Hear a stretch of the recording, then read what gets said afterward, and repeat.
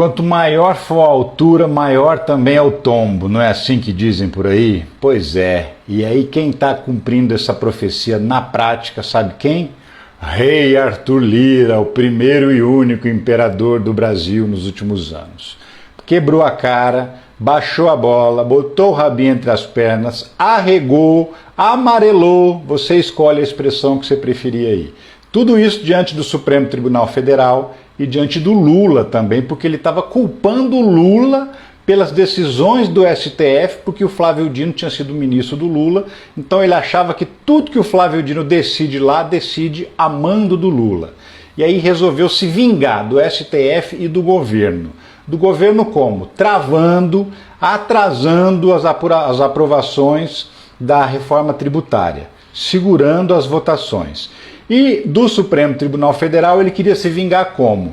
Tirando da gaveta duas propostas de emenda à Constituição que atingem diretamente o STF e o poder de decisão que o Supremo tem. Uma dessas propostas de emenda à Constituição impede que o ministro sozinho tome uma decisão que vá mudar, por exemplo, a eficácia de uma lei ou de uma emenda à Constituição. Que o ministro sozinho declare que aquela lei é inconstitucional.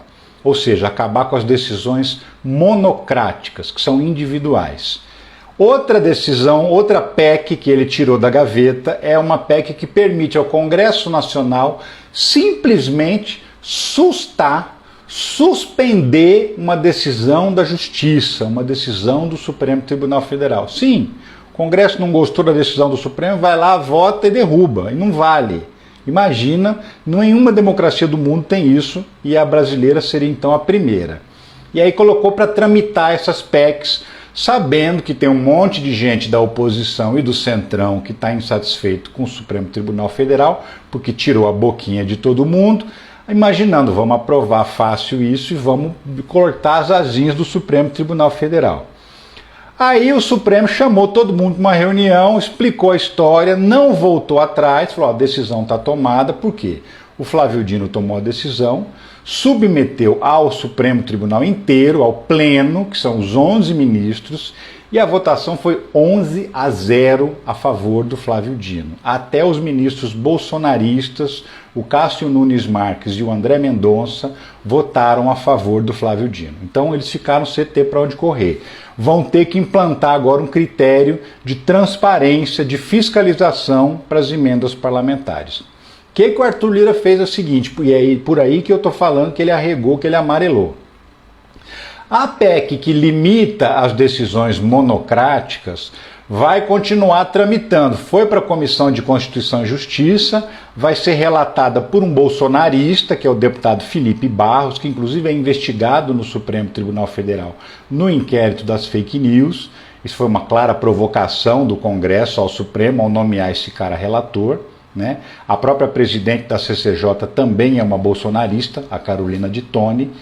Essa PEC vai continuar tramitando, provavelmente no segundo semestre agora vai ser votada. E ela muda o que, na verdade, na prática?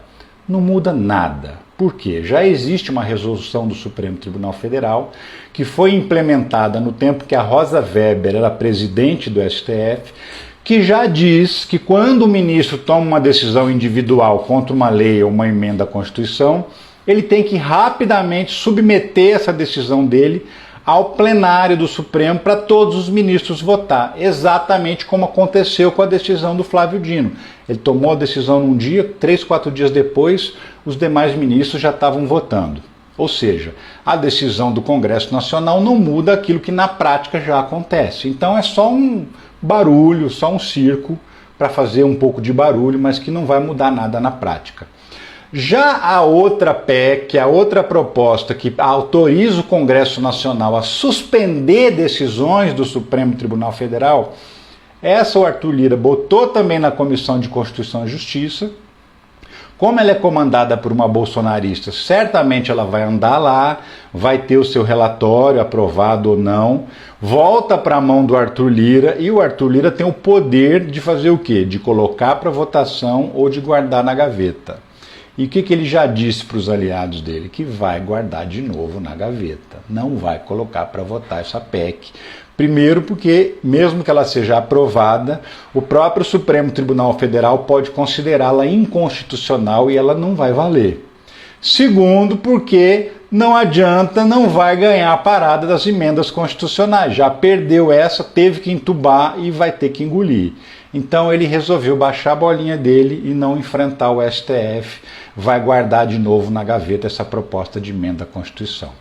E o Lula? Então, ele estava bravo, nervoso, achando que o Lula tinha alguma coisa a ver com as decisões do Flávio Dino, não estava querendo conversa, estava querendo retaliar o governo, mas já pediu humildemente uma audiência com o Lula para discutir a sucessão dele na Câmara. Em fevereiro do ano que vem tem eleição para presidente da Câmara, o Arthur Lira não pode participar porque ele já foi reeleito uma vez, e ele vai indicar um outro candidato da confiança dele.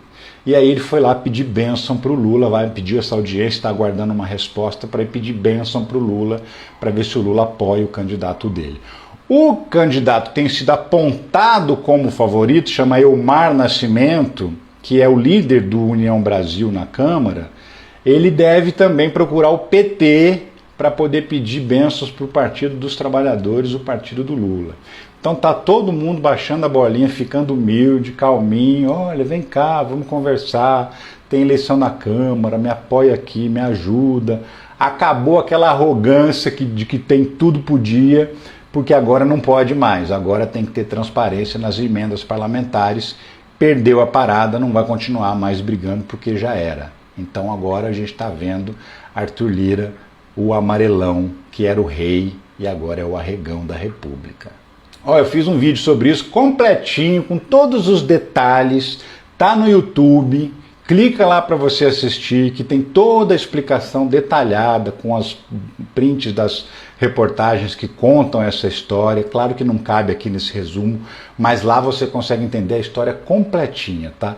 E outra coisa, não esquece de votar em mim no Prêmio Best, tá? Estou concorrendo no top 10 de jornalista e influenciador. Vou deixar o link nos stories e vou deixar também o link na descrição aqui do perfil, na bio. Então, ó, vota em mim no Prêmio Best, que eu conto com o seu voto, que agora é reta final. Vamos chegar lá. Valeu!